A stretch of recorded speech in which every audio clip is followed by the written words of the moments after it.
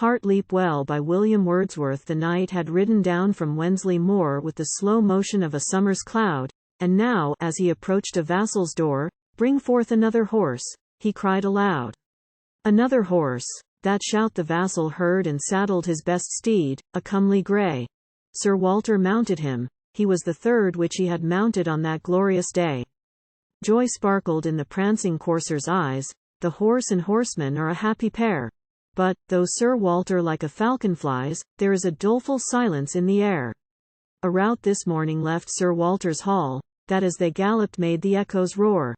But horse and man are vanished, one and all. Such race, I think, was never seen before. Sir Walter, restless as a veering wind, calls to the few tired dogs that yet remain. Blanch, swift, and music, noblest of their kind, follow, and up the weary mountain strain. The knight hallooed, he cheered and chid them on with suppliant gestures and upbraiding stern. But breath and eyesight fail, and, one by one, the dogs are stretched among the mountain fern. Where is the throng, the tumult of the race, the bugles that so joyfully were blown? This chase it looks not like an earthly chase. Sir Walter and the hart are left alone. The poor hart toils along the mountainside. I will not stop to tell how far he fled, nor will I mention by what death he died. But now the knight beholds him lying dead. Dismounting, then, he leaned against a thorn. He had no follower, dog, nor man, nor boy. He neither cracked his whip, nor blew his horn, but gazed upon the spoil with silent joy. Close to the thorn on which Sir Walter leaned, stood his dumb partner in this glorious feat, weak as a lamb the hour that it is yeaned, and white with foam as if with cleaving sleet. Upon his side the hart was lying stretched, his nostril touched a spring beneath a hill, and with the last deep groan his breath had fetched the waters of the spring were trembling still. And now, too happy for repose or rest, never had living man such joyful lot. Sir Walter walked all round, north, south, and west, and gazed upon that darling spot. And climbing up the hill, it was at least 4 roods of sheer ascent, Sir Walter found 3 several hoof marks which the hunted beast had left imprinted on the grassy ground. Sir Walter wiped his face, and cried, "Till now such sight was never seen by human eyes. 3 leaps have borne him from this lofty brow, down to the very fountain where he lies. I'll build a pleasure house upon this spot, and a small arbour, made for rural joy. 'Twill be the traveller's shed, the pilgrim's cot, a place of love for damsels that are coy. A cunning artist will I have to frame a basin for that fountain in the dell. And they who do make mention of the same, from this day forth, shall call it Hart-Leap well. And, gallant stag, to make thy praises known, another monument shall here be raised, 3 several pillars, each a rough-hewn stone, and planted where thy hoofs the turf have grazed. And, in the summer time when days are long, I will come hither with my paramour, and with the dancers and the minstrels' song we will make merry in that pleasant bower. Till the foundations of the mountains fail my mansion with its arbour shall endure, the joy of them who till the fields of swale, and them who dwell among the woods of Ewer." Then home he went, and left the hart, stone dead, with breathless nostrils stretched above the spring. Soon did the knight perform what he had said, and far and wide the fame thereof did ring.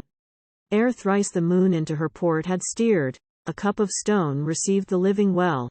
3 pillars of rude stone Sir Walter reared, and built a house of pleasure in the dell. And near the fountain, flowers of stature tall with trailing plants and trees were intertwined, which soon composed a little sylvan hall, a leafy shelter from the sun and wind. And thither, when the summer days were long, Sir Walter led his wondering paramour, and with the dancers and the minstrels' song made merriment within that pleasant bower. The knight, Sir Walter, died in course of time, and his bones lie in his paternal vale. But there is matter for a second rhyme, and I to this would add another tale. Part second. The moving accident is not my trade. To freeze the blood I have no ready arts. 'Tis my delight, alone in summer shade, to pipe a simple song for thinking hearts. As I from Hawes to Richmond did repair, it chanced that I saw standing in a dell 3 aspens at 3 corners of a square, and one, not 4 yards distant, near a well.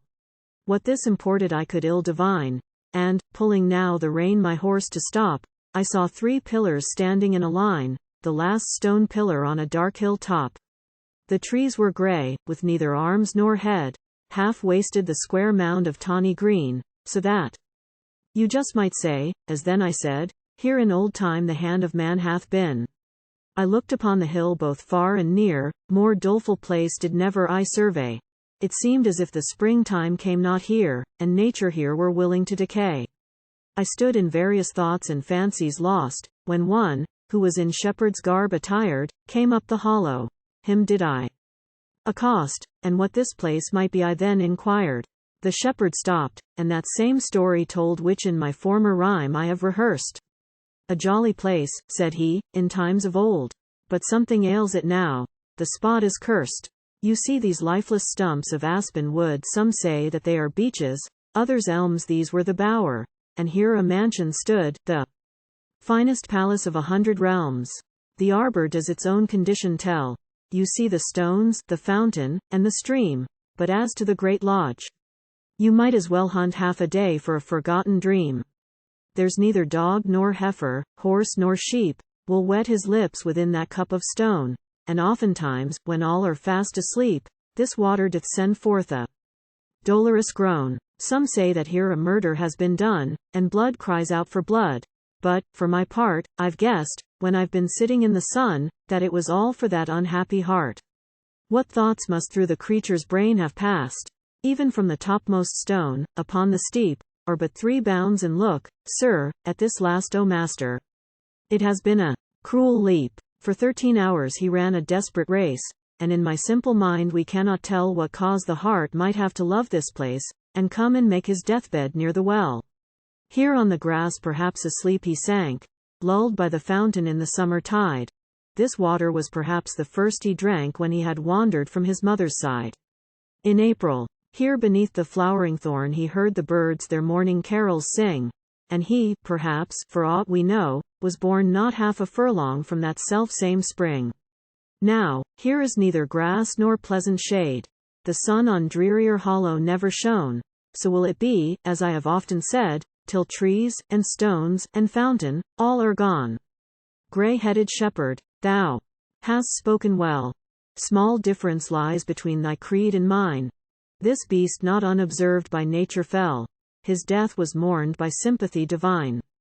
The being, that is in the clouds and air, that is in the green leaves among the groves, maintains a deep and reverential care for the unoffending creatures whom he loves. The pleasure house is dust.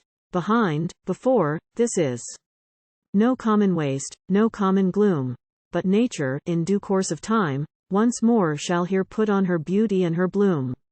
She leaves these objects to a slow decay, that what we are, and have been, may be known, but at the coming of the milder day, these monuments shall all be overgrown.